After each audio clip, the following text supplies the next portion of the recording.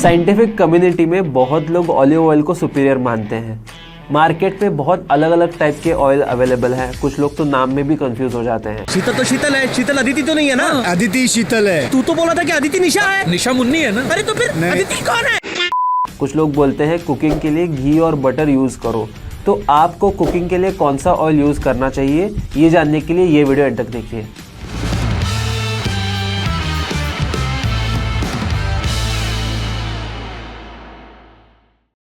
Hi, I'm Tejas Kulkarni. I'm a sports exercise and nutrition scientist. Oils select करते वक्त आपको कुछ चीज़ों का ध्यान रखना पड़ता है, जैसे कि ऑयल की फैटी एसिड प्रोफाइल, उसमें कितने अमाउंट में कौन से टाइप के फैटी एसिड्स हैं, कितने अमाउंट में सैचुरेटेड फैटी एसिड्स हैं और कितने अमाउंट में अनसैचुरेटेड फैटी एसिड्स हैं। और अनसैचुरेटेड फैटी एसिड्स में भी आपको देखना है पॉली अनसैचुरेटेड फैटी एसिड्स कितने हैं और मोनो अनसैचुरेटेड फैटी एसिड्स कितने हैं। सेकेंड, पर्सनल ऑयल प्रेफरेंस, कौन से टाइप का ऑयल आप प्रेफर करते हो और जो आपकी कुकिंग स्टाइल को सूट कर सके। थर्ड, कुकिंग टेम्परेचर, आपके ऑयल का स्मोक पॉइंट आपके कुकिंग टेम्परेचर से ज़्यादा होना चाहिए।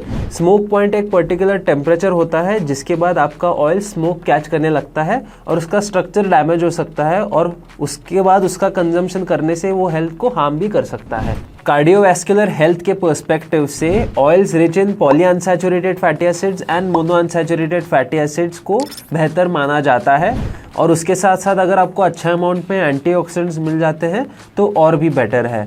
बहुत रिसर्च बताता है कि सैचुरेटेड फैटी एसिड्स ज़्यादा अमाउंट में कंज्यूम करने से कोलेस्ट्रॉल नेगेटिवली अफेक्ट हो सकता है और कार्डियोवैस्कुलर डिजीज की रिस्क भी बढ़ सकती है। कुछ रिसर्च बताता है कि सैचुरेटेड फैट को पॉली या मोनो अनसैचुरेटेड फैटी एसिड से रिप्लेस करने से कार्डियोवैस्कुलर डिजीज का रिस्क कम हो सकता है। इसलिए आप oils rich in poly and mono unsaturated fatty acids prefer कर सकते हो।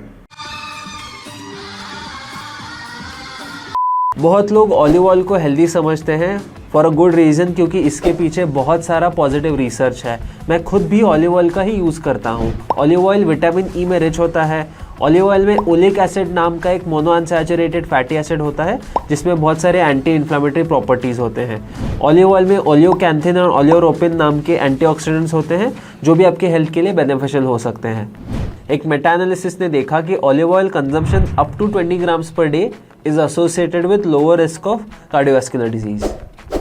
आप सीड ऑयल्स जैसे canola oil, sunflower oil, sesame oil, safflower oil इसका भी कंजम्पशन कर सकते हो। बहुत रिसर्च अवेलेबल है जो दिखाता है कि रेकमेंडेड अमाउंट्स में सीड ऑयल्स कंज्यूम करने से आपके कार्डियोवैस्कुलर हेल्थ को बेनिफिट्स मिल सकते हैं। बहुत लोगों में ये मिसकंसेप्शन है कि सीड ऑयल्स जो पॉली अनसैचुरेटेड फैटी एसिड्स या ओमेगा 6 फैटी एसिड्स में रिच है, इससे बॉडी में इन्फ्लेमेशन बढ़ेगा, लेकिन हमारे पास बहुत सारा रिसर्च अवेलेबल है जो दिखाता है कि सीड ऑयल कंजम्पशन से इन्फ्लेमेटरी मार्कर्स में कोई सिग्निफिकेंट चेंज नहीं आता। हमने इस टॉपिक पे ऑलरेडी एक यूट्यूब वीडियो बनाया है, आप वो चेकआउट कर सकते हो। तो घी, बटर और कोकोनट ऑयल, इनका क्या? घी, बटर और कोकोनट ऑयल में सैचुरेटेड फैटी एसिड्स का प्रमाण ज़्यादा होता है।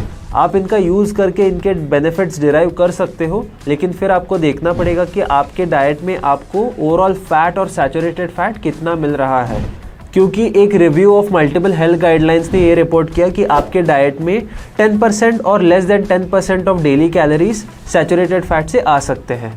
मल्टीपल रिसर्चर्स ये बताते हैं कि सैचुरेटेड फैट ज़्यादा अमाउंट में कंज्यूम करने से आपके कोलेस्ट्रॉल लेवल्स नेगेटिवली इफेक्ट हो सकते हैं और आपका कार्डियोवैस्कुलर डिजीज रिस्क भी बढ़ सकता है। जनरली ये ट्राई कीजिए कि आप पॉली और मोनो अनसैचुरेटेड फैटी एसिड्स को प्रेफर करो जिसका स्मोक पॉइंट आपके कुकिंग स्टाइल और टेम्परेचर को सूट करे। आप घी और बटर का मॉडरेट अमाउंट में यूज़ कर सकते हो फॉर लो हीट कुकिंग, लेकिन ये ट्राई कीजिए कि हाई हीट कुकिंग के लिए घी और बटर का यूज़ ना करें।